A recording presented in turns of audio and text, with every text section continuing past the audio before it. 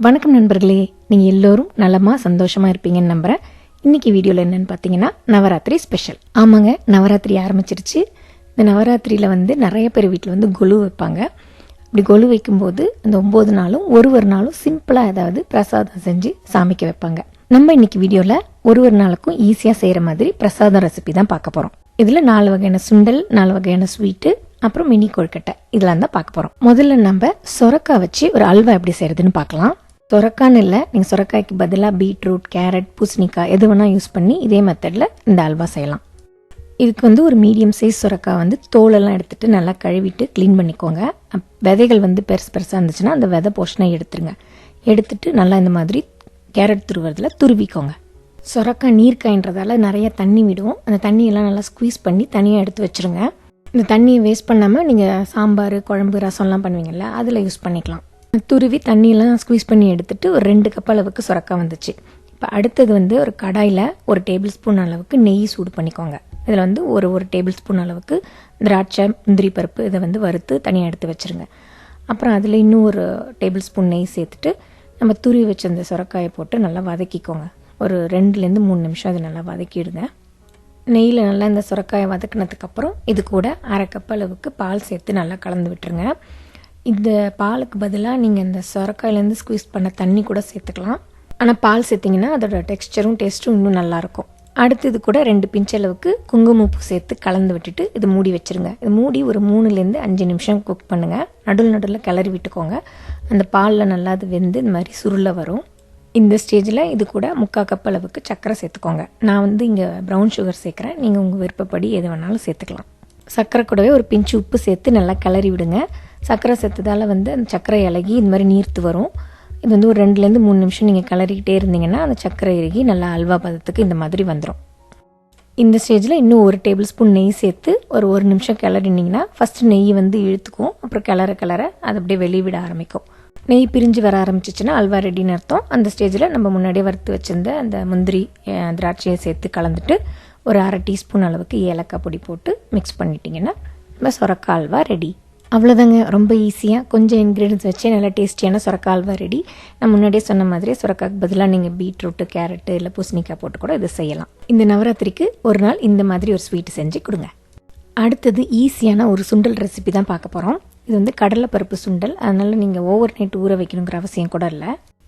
1லேருந்து 2 cup அளவுக்கு கடலைப்பருப்பு உங்கள் தேவைக்கேற்ற மாதிரி எவ்வளோ வேணுமோ எடுத்துக்கோங்க. இதை நல்லா கழுவிட்டு இது மூழ்கிற அளவுக்கு தண்ணி ஊற்றி ஒரு 30 மினிட்ஸ் ஊற வச்சுக்கோங்க. அதுக்கு மேலே ஊற வைக்காதீங்க. மேக்ஸிமம் போனால் 1 ஹவர் ஊற வைக்கலாம். ரொம்ப நேரம் ஊற வச்சிங்கன்னா வேக வைக்கும் போது அது குழஞ்சிடும். அதனால் மேக்ஸிமம் 1 ஹவருக்கு மேலே ஊற வைக்காதீங்க. நான் இப்போ இது ஒரு 30 to 40 மினிட்ஸ் ஊற வச்சுருப்பேன். நல்லா ஊறி வந்திருக்கு பாருங்கள். இப்போ இதை நம்ம வேக வச்சுக்கலாம். ஊற வச்ச கடலைப்பருப்பை நம்ம குக்கரில் ஜஸ்ட் 1 விசில் விட்டு வேக வச்சு எடுத்துக்கலாம். இந்த கடலைப்பருப்பு கூட 1 டீஸ்பூன் அளவுக்கு உப்பு, 1/2 டீஸ்பூன் அளவுக்கு மஞ்சத்தூள், 1 டீஸ்பூன் அளவுக்கு நல்லெண்ணெய் சேர்த்து லைட்டாக மூழ்கிற அளவுக்கு மட்டும் தண்ணி ஊற்றுங்க. போதும். ஊற்றி நல்லா மிக்ஸ் பண்ணிவிட்டு ஜஸ்ட் 1 விசில் விட்டு எடுத்துக்கோங்க. அதுக்கு மேலே விட்டிங்கன்னா உங்களுக்கு குழஞ்சி வந்துடும். கடலைப்பருப்பு வேகிறதுக்குள்ளே குயிக்காக நம்ம இந்த சுண்டலுக்கு தேவையான அந்த தேங்காய் மசாலாவை அரைச்சிக்கலாம். அதுக்கு 1/4 கப் அளவுக்கு துருவின தேங்காய் கூட உங்கள் காரத்துக்கு ஏற்ற மாதிரி பச்சை மிளகா, நான் 2 பச்சை மிளகா சேர்க்குறேன். ஒரு கைப்பிடி அளவுக்கு கொத்தமல்லி தழை, ஒரு கொத்து கருவேப்பிலை, இது எல்லாத்தையும் சேர்த்து நல்லா இந்த மாதிரி கொரப்பாக அரைச்சி எடுத்துக்கோங்க. நமக்கு தேவையான தேங்காய் மசாலா ரெடி. நம்ம குக்கரில் வச்ச கடலைப்பருப்பும் வெந்துருச்சு. அதையும் எடுத்து செக் பண்ணிவிட்டு தாளிச்சிக்கலாம்.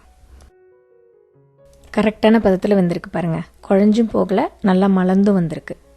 பார்க்குறதுக்கு முழுசாக பருப்பு மாதிரி இருக்கும். ஆனால் இப்படி எடுத்து மசிச்சு பார்த்தீங்கன்னா நல்லா மசிஞ்சு வரும். இதுதான் கரெக்டான பதம். இந்த அளவுக்கு வேக வச்சு எடுத்துக்கோங்க. இப்போ இதை தாளிக்கிறதுக்கு கடாயில் 3 டீஸ்பூன் எண்ணெய் சூடு பண்ணிவிட்டு அதில் 1/2 டீஸ்பூன் கடுகு, சீரகம், உளுத்தம்பருப்பு இது எல்லாத்தையும் போட்டு தாளிச்சிக்கோங்க.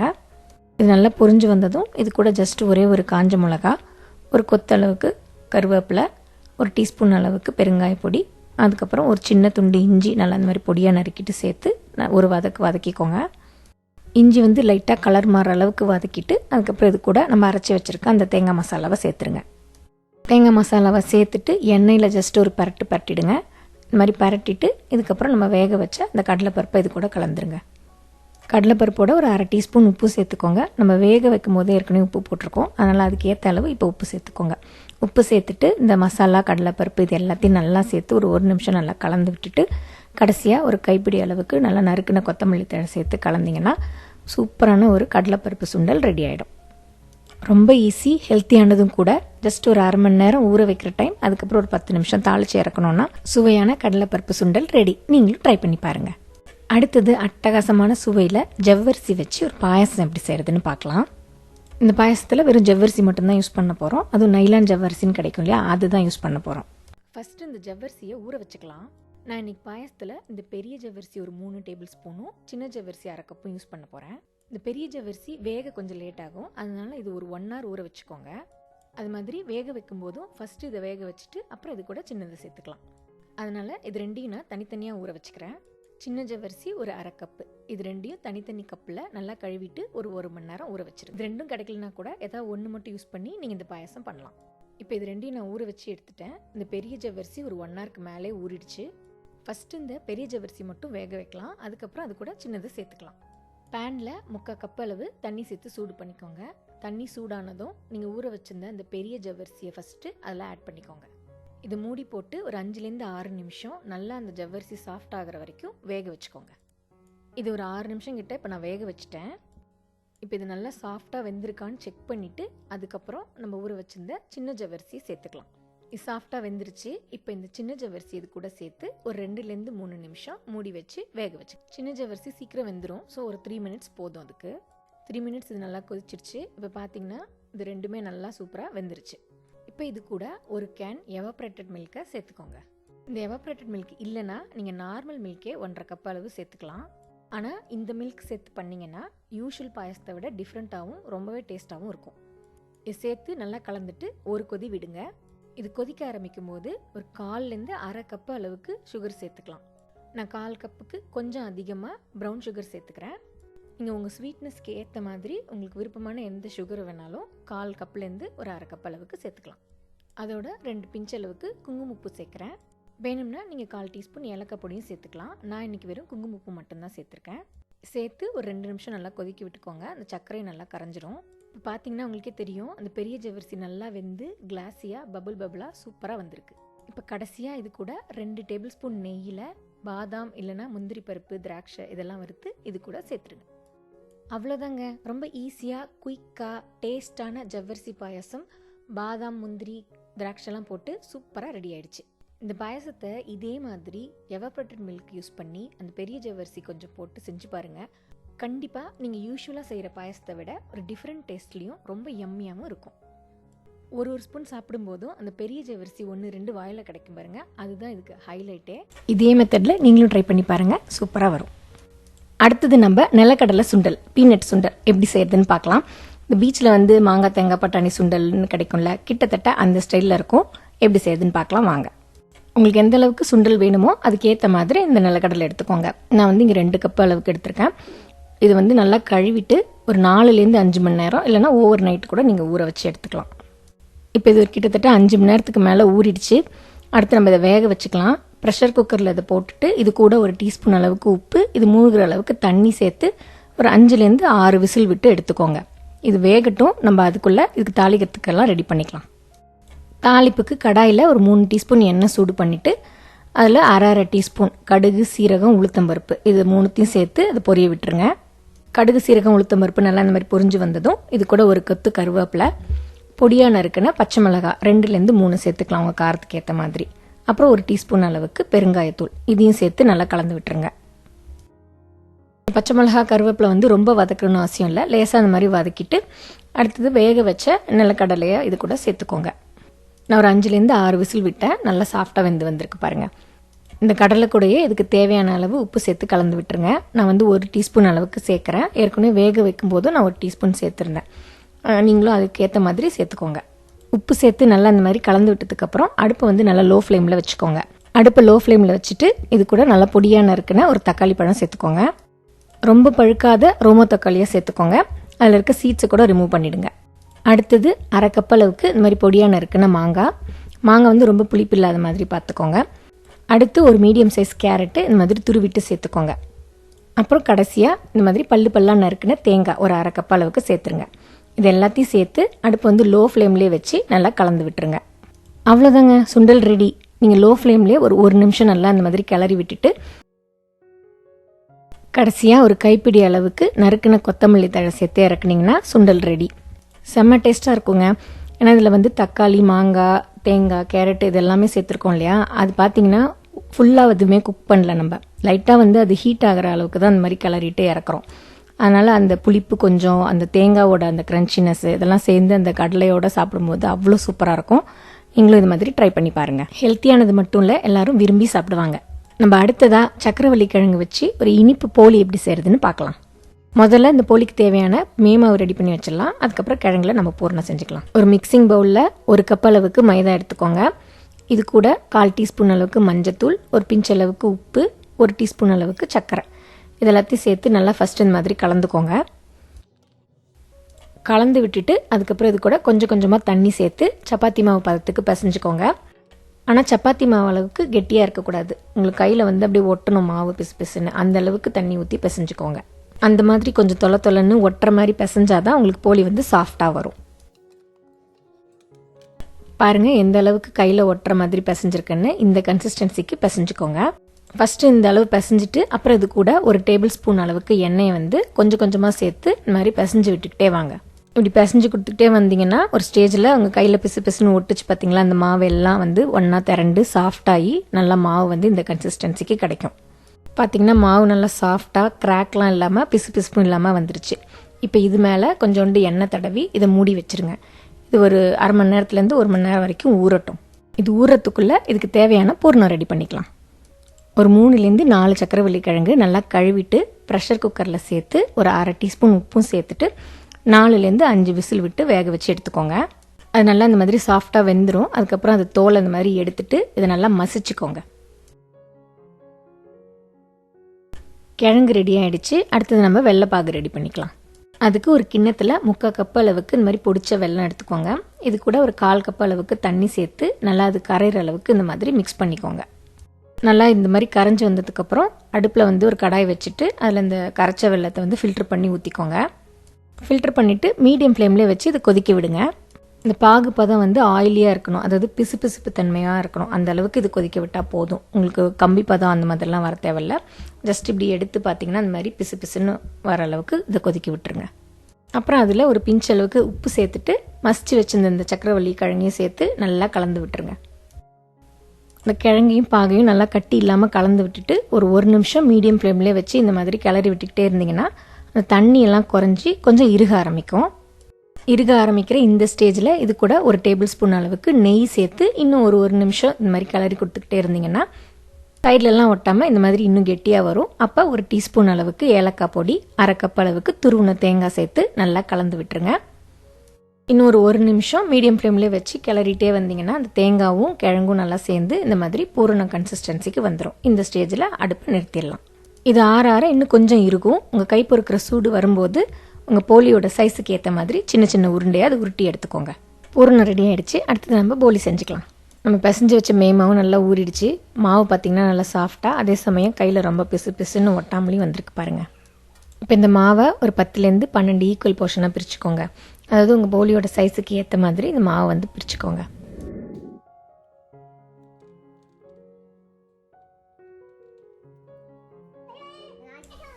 இந்த மாதிரி இதை பிரித்து வச்சுக்கோங்க. எனக்கு பார்த்திங்கன்னா ஒரு 11 உருண்டை வந்துச்சு. அதே போல் ரெடி பண்ண ஃபில்லிங்கும் நான் அந்த மாதிரி உருண்டையை உருட்டி எடுத்து வச்சுருக்கேன். அடுத்து போலி தட்டி சுட்டு எடுக்க வேண்டியதான். அதுக்கு வந்து இந்த மாதிரி ஒரு சின்ன துண்டு வாழை இலையோ இல்லைன்னா அந்த பாலித்தீன் பேகு, ஜிப்லாக் பேக் எது வேணால் எடுத்துக்கலாம். அதில் வந்து ஒரு 1/4 டீஸ்பூன் அளவுக்கு நெய் இந்த மாதிரி தடவிடுங்க. தடவிட்டு நம்ம ஊட்டி வச்சுருக்கோம்ல அந்த மேமாவு, அதை எடுத்து கொஞ்சம் இந்த மாதிரி பரப்பி விட்டுட்டு அதில் ஒரு உருண்டை ஃபில்லிங்கை வச்சு வீடியோவில் காமிச்சிருக்க மாதிரி இந்த மாதிரி மடிச்சுக்கோங்க. மைதா மாவு வந்து நல்லா இலகி இந்த மாதிரி வரும். நீங்கள் இழுத்து இழுத்து இந்த மாதிரி இதை கவர் பண்ணிக்கலாம். பூர்ணம் வெளியே வராத மாதிரி நல்லா அந்த கேப்பெல்லாம் கவர் பண்ணிவிட்டு கையால் அப்படி உருட்டினீங்கன்னா நல்லா ஸ்மூத்தாக வந்துடும். அதுக்கப்புறம் இலையில வச்சு இந்த மாதிரி தட்டி தட்டி அது ஃப்ளாட் ஆக்கிக்கலாம். உங்களுக்கு எந்த அளவுக்கு சைஸ் வேணுமோ அந்த அளவுக்கு நீங்கள் தட்டிக்கலாம். ரொம்ப மெலிசாக தட்டினீங்கன்னா இலையிலேருந்து எடுக்கும்போதே பிஞ்சு பிஞ்சு வந்துடும். அதனால் ஓரளவுக்கு ஒரு 1/4 இன்ச்சு திக்னஸ் இருக்கிற மாதிரி தட்டிக்கோங்க. அவ்வளோதாங்க. இந்த மாதிரி தட்டிட்டு தோசை தவாவில் போட்டு நம்ம நெய் விட்டு சுட்டு எடுக்க வேண்டியதான். இது மாதிரி ஒன்றா தட்டி உடனே சுட்டும் எடுக்கலாம். இல்லைனா ஒரு 4-5 தட்டி வச்சுக்கோங்க. தட்டி வச்சுட்டு மொத்தமாக கூட நீங்கள் சுட்டு எடுத்துக்கலாம். இப்போ நான் இன்னொன்று உங்களுக்கு செஞ்சு காட்டுறேன் பாருங்கள்.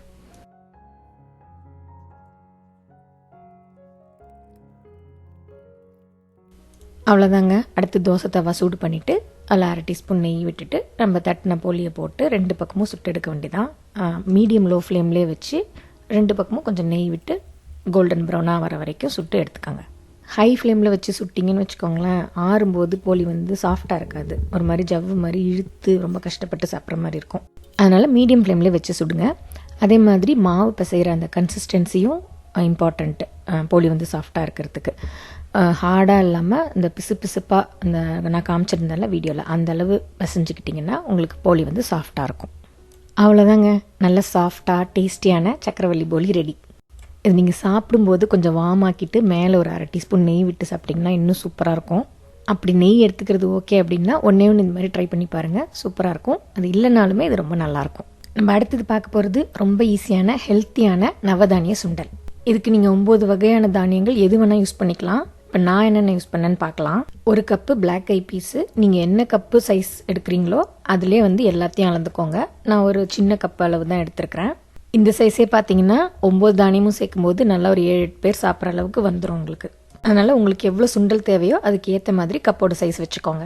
அடுத்து ராஜ்மா பீன்ஸ் 1 கப்பு, வெள்ளை கொண்ட கடலை 1 கப்பு, காராமணி 1 கப்பு, சோயா பீன்ஸ் 1 கப்பு, முழு துவரம்பருப்பு 1 கப்பு, இந்த தோல்லாம் எடுக்காமல் உடைக்காமல் கிடைக்கும் அது. அப்புறம் கருப்பு கொண்ட கடலை 1 கப்பு, பச்சை பட்டாணி 1 கப்பு, கொள்ளு 1 கப்பு. இதெல்லாம் தான் நான் எடுத்திருக்கேன். நீங்கள் உங்கள் விருப்பப்படி நீங்கள் எந்த தானியம் வேணாலும் எடுத்துக்கலாம். இது எல்லாத்தையும் ஒன்றா சேர்த்து நல்லா கழுவிட்டு அது மூழ்கிற அளவுக்கு தண்ணி ஊற்றி ஒரு 8 ஹவர்ஸ் ஊற வைங்க. இல்லைனா நீங்கள் ஓவர் நைட் கூட ஊற வச்சுக்கலாம். நான் இதை வந்து ஓவர் நைட் ஊற வச்சிட்டேன். நல்லா ஊறி ஃபுல்லாக பவுல் ஃபுல்லாக வந்துருச்சு. ஊற வைக்கும்போது தண்ணி மட்டும் நீங்கள் எந்த பாத்திரத்தில் ஊற வைக்கிறீங்களோ அது ஃபுல்லாக நல்லா ஊற்றி வச்சுருங்க. ஏன்னா எனக்கு நடுவில் ஒரு 5 மணி நேரம் கழித்து பார்த்தா தண்ணி பத்தாத மாதிரி இருந்தது. அப்புறம் நான் கொஞ்சம் சேர்த்துக்கிட்டேன். இந்த ஊற வச்ச பயிர்களெல்லாம் குக்கரில் போட்டு 1 இல்லைன்னா 1.5 டீஸ்பூன் உப்பு சேர்த்து நல்லா அது மூழ்கிற அளவுக்கு தண்ணி ஊற்றி 5லேருந்து ஒரு 6 விசில் விட்டு வேக வச்சு எடுத்துக்கோங்க. நான் வந்து இன்ஸ்டா பாட்டில் தான் வேக வச்சேன். இன்ஸ்டா பாட்டில் ப்ரெஷர் குக் மோடில் 10 நிமிஷம் நான் வேக வச்சு எடுத்துகிட்டு வந்திருக்கேன். நல்லா சாஃப்டாக இருந்துச்சு, அதே சமயம் குழஞ்சும் போகலை, கரெக்டாக வெந்து வந்திருந்தது. அடுத்து நம்ம இதை தாளிச்சிக்கலாம். தாளிக்கிறதுக்கு கடாயில் 3 டீஸ்பூன் எண்ணெய் சூடு பண்ணிக்கோங்க.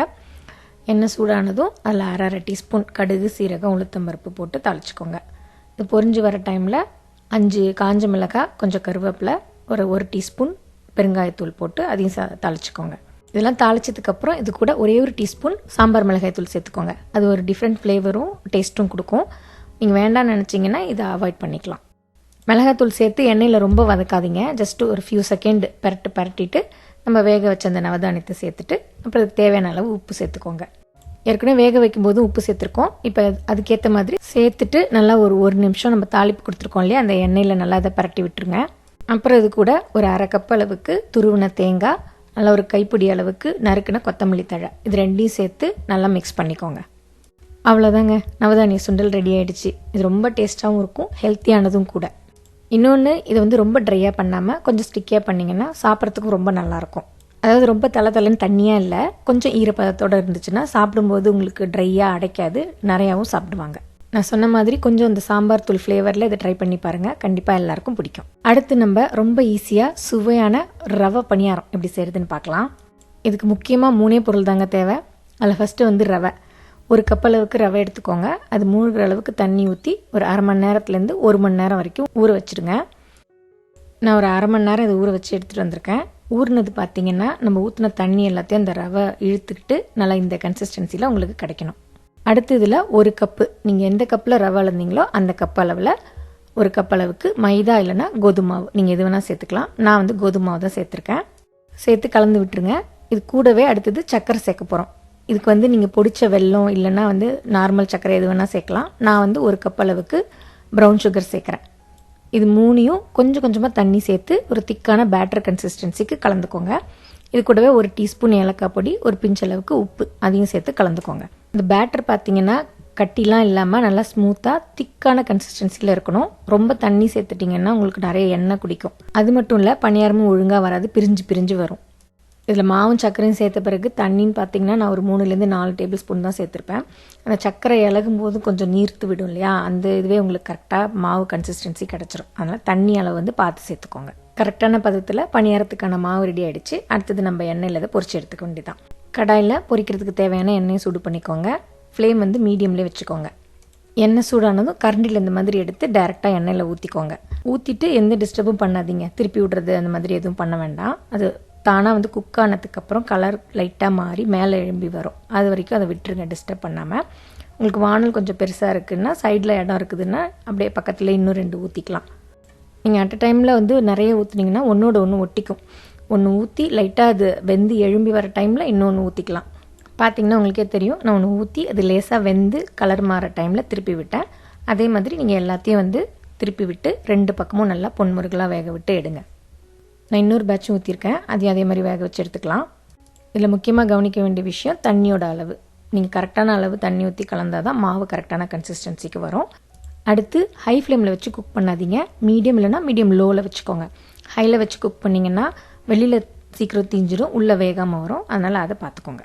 அவ்வளோதாங்க, அட்டகாசமான சுவையில் ரவை பணியாரம் ரெடி. இது 2-3 நாளைக்கு வீணாகவும் போகாது. நீங்கள் ஃப்ரிட்ஜில் கூட வைக்க வேண்டாம். டேஸ்ட்டும் சூப்பராக இருக்கும். நம்ம அடுத்ததாக பார்க்க போகிறது முளைக்கட்டின பயிரில் சுண்டல், இல்லை சேலடுன்னு கூட சொல்லலாம். இதுக்கு நீங்கள் அடுப்பே பற்ற வைக்க வேணாங்க, ஈஸியாக செஞ்சிடலாம். முளைக்கட்டின பச்சை பயிறு தான் நான் இதுக்கு யூஸ் பண்ண போகிறேன். இந்த பச்சை பயிறு, கொள்ளு, கொண்டக்கடலை இந்த மாதிரி பயிறு வகைகள்லாம் எப்படி ஈஸியாக முளைக்கட்டலான்னு நான் ஏற்கனவே மீல் ப்ரெப் வீடியோவிலே சொல்லியிருப்பேன். யாராவது அந்த வீடியோ மிஸ் பண்ணியிருந்தீங்கன்னா நான் அந்த லிங்க் வந்து டிஸ்கிரிப்ஷனில் கொடுக்குறேன், அதை பார்த்து தெரிஞ்சுக்கோங்க. இப்போ அந்த மாதிரி முளைக்கட்டின பச்சை பயிறு 2 கப் அளவுக்கு எடுத்திருக்கேன். உங்களுக்கு எவ்வளோ சுண்டல் இல்லைன்னா அந்த சேலட் வேணுமோ அந்த அளவுக்கு நீங்கள் முளைக்கட்டின பச்சை பயிறு எடுத்துக்கலாம். ஒரு மிக்சிங் பவுலில் இது 2 கப் அளவுக்கு எடுத்துக்கோங்க. அடுத்து இது கூட என்னென்ன சேர்க்க போகிறோன்னு பார்க்கலாம். பொடியாக நறுக்குன ரோமா டொமேட்டோ 1 இல்லைன்னா 2 எடுத்துக்கோங்க. நீங்கள் எவ்வளோ பயிர் எடுக்கிறீங்களோ அதுக்கு ஏற்ற மாதிரி. அதுக்குள்ளே இருக்கிற விதைகளும் நான் எடுத்துகிட்டு தான் இங்கே சேர்த்துருக்கேன். அடுத்தது 1 கப் அளவுக்கு பொடியாக நறுக்குன குக்கும்பர், 1/2 கப் அளவுக்கு ஸ்வீட் கார்ன். இது வந்து நான் மைக்ரோவேவில் ஒரு 1 நிமிஷம் வச்சு எடுத்துகிட்டு அதுக்கப்புறம் தான் இது சேர்த்துக்க போகிறேன். அப்புறம் நல்லா ஒரு கைப்பிடி அளவுக்கு நறுக்குன கொத்தமல்லி தழை, 1/2 பழம் அளவுக்கு லெமன் ஜூஸ். இப்போ இது எல்லாத்தையும் இந்த முளைக்கட்டின பயிரோட சேர்த்துருங்க. இதில் சேர்க்குற இந்த வெஜிடபிள்ஸ் வந்து உங்கள் விருப்பம் தான். உங்களுக்கு பிடிச்சா வந்து இதில் கேரட்டு, பெல் பெப்பர் அது கூட நீங்கள் சேர்த்துக்கலாம். இப்போ இந்த லெமனையும் இது கூட பிழிஞ்சு விட்டுடலாம். லெமனை பிழிஞ்சிட்டு அதுக்கப்புறம் உங்கள் டேஸ்ட்டுக்கு ஏற்ற மாதிரி மிளகுத்தூளும் உப்பும் சேர்த்து நல்லா கலந்து விட்டுருங்க. இந்த சால்ட்டு பெப்பர் கூட ஒரு 1/2 டீஸ்பூன் அளவுக்கு சாட் மசாலா சேர்த்துக்கோங்க. உங்களுக்கு சாட் மசாலா வேண்டாம்னு நினச்சிங்கன்னா இதை நீங்கள் அவாய்ட் பண்ணிடலாம். இது எல்லாத்தையும் சேர்த்து நல்லா கலந்து விட்டுட்டு ஒரு 10 நிமிஷம் இதை அப்படியே மூடி வச்சுருங்க. 10 நிமிஷம் நல்லா நம்ம சேர்த்து அந்த லெமன் ஜூஸு, சாட் மசாலா, உப்பு, மிளகு இதெல்லாம் நல்லா ஊறி இருக்கும். அடுத்தது கடைசியாக அது கூட ஒரு 1/2 கப் அளவுக்கு வறுத்த வேர்க்கடலை சேர்த்து கலந்துக்கோங்க. உங்களுக்கு வேணும்னா நீங்கள் இதில் மாதுளம்பழம் கூட சேர்க்கலாம். ரொம்ப டேஸ்டியாக இருக்குங்க. இப்போ நம்ம வேர்க்கடலையும் சேர்த்து நல்லா கலந்தாச்சு. ஒரு சூப்பரான ஹெல்த்தியான முளைக்கட்டின பச்சைப்பயிறு சுண்டல் ரெடி. இது மாதிரி ஒரு வாட்டி செஞ்சு பாருங்கள். அப்புறம் இதையே தான் அடிக்கடி செய்வீங்க. ஏன்னா இது டேஸ்டியானது மட்டும் இல்லை, ஹெல்த்தியானதும் கூட. அடுத்து கடைசியாக பார்க்க போகிறது மினி கொழுக்கட்டை, இல்லைன்னா அம்மினி கொழுக்கட்டைன்னு கூட சொல்லுவாங்க. இன்றைக்கி வந்து இது கொஞ்சம் மசாலா பொடியெலாம் போட்டு எப்படி செய்கிறதுன்னு பார்க்கலாம். இந்த கொழுக்கட்டைக்கு கடையில் வாங்குற அரிசி மாவோட வீட்டிலே அரிசி மாவு ரெடி பண்ணிங்கன்னா அது கடைசி வரைக்கும் நல்ல சாஃப்டாக இருக்கும். அந்த அரிசி மாவு ரெடி பண்ணுறதுக்கு 1 கப்பு பச்சரிசியை நல்லா கழுவிட்டு ஒரு 1 மணி நேரம் ஊற வச்சுக்கோங்க. இதுக்கு நீங்கள் இட்லி அரிசி கூட யூஸ் பண்ணலாம், அதுவும் நல்லா தான் இருக்கும். இதை ஒரு 1 மணி நேரம் ஊற வச்சுட்டு இந்த மாதிரி ஒயிட் கிளாத்தில் நல்லா பரப்பி கொட்டி நிழல்லே காய வச்சுருங்க. அரிசி வந்து நீங்கள் ஃபுல்லாக ட்ரை பண்ணிடக்கூடாது. 95% காய வச்சா போதும். ஒரு 5% அதில் ஈரத்தன்மை இருக்கணும். அந்த ஸ்டேஜில் இதை மிக்சியில் போட்டு நல்லா அரைச்சிக்கோங்க. ஸோ கொஞ்சம் ஈரத்தன்மை இருக்கிற மாதிரி இதை காய வச்சுட்டு இதை மிக்சியில் நல்லா அரைச்சி எடுத்துக்கோங்க. அரைச்சிட்டு இதை ஜல்லடையில் இந்த மாதிரி ஜலிச்சு எடுத்துக்கோங்க. ஜலிச்சிக்கிட்டிங்கன்னா உங்களுக்கு மாவு நல்லா ஸ்மூத்தாக இருக்கும். இந்த மாவில் நீங்கள் உடனே கொழுக்கட்டை செய்யணும்னா அப்படியே யூஸ் பண்ணிக்கலாம். இல்லை நீங்கள் நிறையா செஞ்சு ஸ்டோர் பண்ணி வைக்க போகிறீங்கன்னா இதை லேசாக வறுத்துட்டு நீங்கள் ஸ்டோர் பண்ணி வச்சுட்டு வேணுங்கிறப்ப கூட நீங்கள் யூஸ் பண்ணிக்கலாம். நான் இப்போ உடனே இதில் கொழுக்கட்டை செய்ய போகிறேன், அதனால் நான் இதை வறுக்கலை. இப்போ இந்த கொழுக்கட்டைக்கு கடாயில் 1/2 கப் அளவுக்கு தண்ணியை கொதிக்க வச்சுக்கோங்க. இது கூட 1 டீஸ்பூன் எண்ணெய், 1 டீஸ்பூன் அளவுக்கு பச்சை மிளகா அரைச்ச அந்த பேஸ்ட்டு. நீங்கள் காரத்துக்கு ஏற்ற மாதிரி கொஞ்சம் கம்மியாகவோ இல்லை கூடவோ சேர்த்துக்கலாம். மசாலா பொடி கூடயும் தாளிக்கும் போது மிளகா ஆட் பண்ண தான் போகிறோம். ஆனால் இந்த மாவு கூட சேர்த்திங்கன்னா அந்த கொழுக்கட்டையோடய சேர்ந்து அந்த காரம் டேஸ்ட் வந்து நல்லாயிருக்கும். அப்புறம் இது கூட 1/2 டீஸ்பூன் அளவுக்கு உப்பு, அதோட 2 டேபிள் ஸ்பூன் அளவுக்கு இப்படி பொடி பொடியாக நறுக்கின தேங்காவையும் சேர்த்துக்கோங்க. இந்த மாதிரி கட் பண்ண தேங்காவை மாவு கூட சேர்த்து நம்ம ஒரு டீ கொழுக்கட்டையாக செஞ்சோன்னா சாப்பிடும்போது அங்கங்கே அந்த தேங்காய் கிடைக்கிறது வந்து ரொம்ப டேஸ்ட்டாக இருக்கும். இப்போ இது எல்லாத்தையும் சேர்த்து நல்லா மிக்ஸ் பண்ணிவிட்டு நம்ம அரைச்சி வச்சுருந்தோம் இல்லையா அரிசி மாவு, அதை இது கூட கொஞ்சம் கொஞ்சமாக சேர்த்து கட்டி இல்லாமல் நல்லா கலந்து விட்டுருங்க. கிளறிட்டே இந்த மாதிரி கொஞ்சம் கொஞ்சமாக சேர்த்திங்கன்னா உங்களுக்கு கட்டிப்படாமல் வரும். மாவை நல்லா கட்டி இல்லாமல் கலந்துட்டு அப்பப்போ இந்த மாதிரி கிளறி விட்டுக்கிட்டே ஒரு 3-4 நிமிஷம் குக் பண்ணுங்கள். அது நல்லா வெந்து சைடெல்லாம் ஒட்டாமல் ஒன்றா சேர்ந்து இந்த மாதிரி பந்து மாதிரி வரும். இந்த ஸ்டேஜில் கையை கொஞ்சம் ஈரம் பண்ணிவிட்டு கொஞ்சமாக எடுத்து இந்த மாதிரி உருட்டி பாருங்கள். அது ஒட்டாமல் இருந்துச்சுன்னா நமக்கு மாவு ரெடி ஆகிடுச்சின்னு அர்த்தம். ஸோ அப்போ நிறுத்திடலாம். பிசு பிசுன்னு ஒட்டுச்சுன்னா இன்னொரு 1 நிமிஷம் குக் பண்ணி எடுத்துக்கோங்க. எடுத்துகிட்டு கை பொறுக்கிற சூட்டுக்கு ஆற விட்டுக்கோங்க. அப்போ தான் உங்களுக்கு இது மாதிரி எடுத்து உருண்டுறதுக்கு ஈஸியாக இருக்கும். அதாவது கொஞ்சம் வெது வெதுப்பான சூட்டுக்கு வந்ததும் இந்த மாதிரி சின்ன சின்ன உருண்டைகளை அதை உருட்டிக்கோங்க. உருட்டும் போது கையில் கொஞ்சமாக இந்த மாதிரி எண்ணெய் தடவிட்டு உருட்டினீங்கன்னா ஈஸியாக இருக்கும். இது மாதிரி எல்லா மாவையும் உருண்டைகளை உருட்டிட்டு இட்லி தட்டில் இந்த மாதிரி அரேஞ்ச் பண்ணிவிடுங்க. அரேஞ்ச் பண்ணிவிட்டு நம்ம இட்லி வேக வைக்கிற மாதிரி இது ஒரு 5 நிமிஷம் வேக வச்சு எடுத்துக்கோங்க. இப்போ இது 5 நிமிஷம் வேகிறதுக்குள்ளே நம்ம இதை தாளிக்கும் போது போட போகிற அந்த மசாலா பவுடரை ரெடி பண்ணிக்கலாம். இந்த மசாலா பவுடருக்கு கடாயை மீடியம் ஃப்ளேமில் ஹீட் பண்ணிக்கோங்க. பண்ணிட்டு அதில் 1 டேபிள் ஸ்பூன் கடலைப்பருப்பு, 1 டேபிள் ஸ்பூன் உளுத்தம்பருப்பு. நான் உளுந்து வந்து தோலோடு யூஸ் பண்ணுறேன். நீங்கள் எது வேணால் யூஸ் பண்ணிக்கலாம், உங்கள் சாய்ஸ் தான். இது ஒரு 1 நிமிஷம் வறுத்துட்டு இது கூட 4 காஞ்ச மிளகா சேர்த்துக்கோங்க. உங்களுக்கு காரமாக வேணும்னா நீங்கள் இன்னும் கூட சேர்த்துக்கலாம். இது எல்லாத்தையும் நல்லா வாசனை வர அளவுக்கு வறுத்துட்டு இது கூட 1 டேபிள் ஸ்பூன் அளவுக்கு கொப்பரை தேங்காய் சேர்த்துக்கோங்க. கொப்பரை தேங்காய் இல்லைன்னா ஃப்ரெஷ் தேங்காவே நீங்கள் தனியாக கொஞ்சம் ட்ரை ஆகிற அளவுக்கு வறுத்துட்டு அப்புறம் இது கூட சேர்த்துக்கோங்க. தேங்காய் சேர்த்து ஜஸ்ட் ஒரு 30 to 40 செகண்ட் வறுத்தா போதும். வறுத்துட்டு இதை ஆஃப் பண்ணிவிடுங்க. கொஞ்சம் ஆறுனதும் இது மிக்சியில் போட்டு கொஞ்சம் கொரகொரப்பான பவுடராக அரைச்சிக்கோங்க. இந்த அளவு கொரகொரப்பாக அரைச்சிட்டு இது கூட இப்போ 1 டேபிள் ஸ்பூன் அளவுக்கு லேசாக வறுத்த எள்ளு சேர்த்து பல்ஸ் மோடில் சும்மா ஒரு ஓட்டி எடுத்துக்கோங்க. நம்ம கொழுக்கட்டைக்கு தேவையான மசாலா பவுடர் ரெடி ஆகிடுச்சு. நம்ம வேக வச்ச கொழுக்கட்டையும் இங்கே ரெடி ஆகிடுச்சு. இப்போ இதை எடுத்துகிட்டு தாளிச்சிக்கலாம். தாளிக்கிறதுக்கு 2 டீஸ்பூன் எண்ணெய் சூடு பண்ணிவிட்டு இதில் கடுகு, சீரகம், உளுத்தம்பருப்பு 1/4 டீஸ்பூன் சேர்த்துட்டு கொஞ்சமாக கருவேப்பிலையும் சேர்த்து தாளிச்சிட்டு நம்ம வேக வச்சுருந்த அந்த கொழுக்கட்டையை இதோட சேர்த்துடலாம். கொழுக்கட்டையை சேர்த்து நல்லா அந்த எண்ணெய் அதில் கோட் ஆகிற அளவுக்கு நல்லா மிக்ஸ் பண்ணிவிட்டு அதுக்கப்புறம் நம்ம அரைச்ச பவுடரை தேவையான அளவு இது கூட சேர்த்துக்கோங்க. நான் வந்து ஒரு 3 டேபிள் ஸ்பூன் சேர்க்குறேன். சேர்த்துட்டு நல்லா இதை கலந்து விட்டுருங்க. பவுடரை சேர்த்து நல்லா மிக்ஸ் பண்ணிவிட்டு கடைசியாக இது கூட 1 table spoon fresh coconut, 1 table spoon நறுக்கின கொத்தமல்லி தழை இது போட்டு நல்லா மிக்ஸ் பண்ணி நிறுத்திடுங்க. அவ்வளோதான், மினி கொழுக்கட்டை இல்லைனா அம்மினி கொழுக்கட்டை நல்ல மசாலா டேஸ்ட்டோட சூப்பராக ரெடி ஆகிடுச்சு. உங்களுக்கு அந்த மசாலா ஃப்ளேவர் டேஸ்ட் வேண்டாம்னு நினச்சிங்கன்னா ஜஸ்ட் ப்ளெயினாக தாளித்து கூட நீங்கள் இறக்கிக்கலாம். ஆனால் அந்த மசாலாவோடு சாப்பிடும்போது இன்னும் சூப்பராக இருக்குங்க. மசாலா பவுடருமே வந்து கொஞ்சம் கொரகொரப்பாக அரைச்சிருக்கோம். அது மட்டும் இல்லை மாவு கூட பல்லாக தேங்காய் ஆட் பண்ணியிருக்கோம். இதெல்லாம் சேர்த்து கடித்து சாப்பிடும்போது அவ்வளோ டேஸ்ட்டாக இருக்கும். என்ன நண்பர்களே, இன்றைக்கி வீடியோவில் பார்த்த இந்த 9 வகை ரெசிபியும் உங்களுக்கு பிடிச்சிருந்ததா? இன்றைக்கி இந்த வீடியோவில் செஞ்சுருந்த ஸ்வீட்ஸாக இருக்கட்டும், இல்லை கொழுக்கட்டையாக இருக்கட்டும், சுண்டல் வகையாக இருக்கட்டும், எல்லாமே சுவையாகவும் இருக்கும், ஆரோக்கியமானதும் கூட. ஒரு நாளைக்கும் ஒரு டிஷ் செஞ்சு உங்களோட இந்த நவராத்திரியை இனிமையாக சந்தோஷமாக கொண்டாடுங்க. அடுத்தது இன்னொரு வீடியோவில் பார்க்கலாம்.